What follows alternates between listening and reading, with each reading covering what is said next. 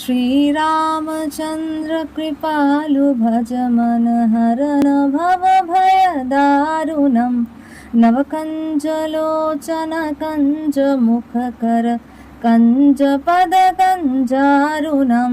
हरे कृष्णा।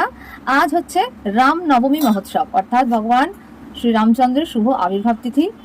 সেই উপলক্ষে আজকে বাড়িতে ভোগ নিবেদন ছিল, অন্ন, সাথে লেবু, পটল ভাজা, নোটের শাক ভাজা, এটা হচ্ছে পেঁপে এবং সজনে ডাঁটা দিয়ে ডাল, এটা হচ্ছে কোসাম্বরি। এটা একটা ভগবান শ্রী রামচন্দ্রের খুব প্রিয় রেসিপি।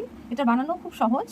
এর জন্য মুগ ডাল আমরা 8 ঘন্টা মতো জলে ভিজিয়ে রেখেছি, তারপর জল ড্রেন করে তাতে দিয়েছি শশা কুচি এবং দিয়েছি ধনেপাতা কুচি, লঙ্কা কুচি, আদা কুচি, লেবুর রস, নুন এবং দিয়েছি একটা ফোড়ন।